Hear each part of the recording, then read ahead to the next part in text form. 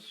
And you have memories of your dad as a policeman down at Manitou Beach? Mentioning him, that's a good one. Mentioning him being the policeman, you see. So he was, yeah, oh God, yes. There was one night somebody came down to I should say, you see, the village owned this. Here's our booth, our confectionery here. Then there's this little patch of backyard where they drive in and unload bottles and load up the empties. And then over this little fence, there'd likely be a little alleyway here, narrow, because not too much cars driving around. And then this building where the village owned, where they kept their little kind of hose fire truck and a couple and an old truck and a couple of other kind of wagons for things and quite a few tools right there. And in the corner of that building was a bedroom right there. And while my dad was the policeman, the village, you see, gave us that bedroom to sleep in. And then just past the bedroom, there's the cell. There's a heavy door, you know, and 3 bars, I think it was, on a small window, and right in there, that's the cell. If anybody was thrown in the cell, it's right next door to the bedroom. And so anyway, one night, way back in about maybe 1931, some guy come down to we just gone to bed, 12 o'clock, maybe 12:30, and some guy rapped on the door. Hey, policeman in there? Yep. Okay, you're wanted. Down at such and such a place, I forget where it was. Anyway, there's a guy making disturbance down there, and he's plastered, and he's causing trouble. You got to come down and do something about it.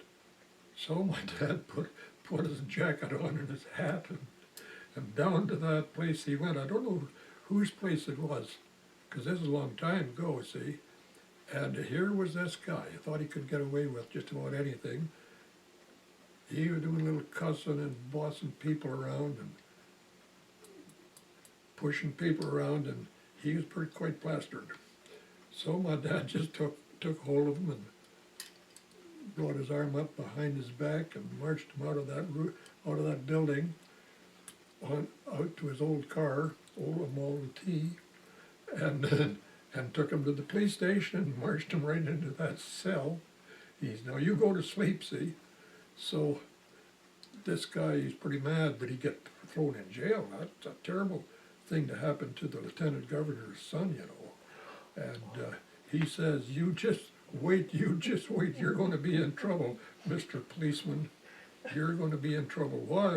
Well, he says, when the lieutenant governor hears about this, you're going to be in trouble. Lieutenant Governor Monroe hears about this. Monroe will hear about this, and he says, you're going to be in trouble. My dad says, well, I can hardly wait. Because Monroe actually had a cottage at Manitou Beach, didn't he? Down at the east end. Yeah. Well, this one was at the west end. Oh, so we had 2 cottages. Down close where the tennis court is. Yes. Sorry, I've got my east and west mixed up. Yeah, so down anyway, by the tennis courts, you're right. He didn't get to sleep in his cottage that night anyway.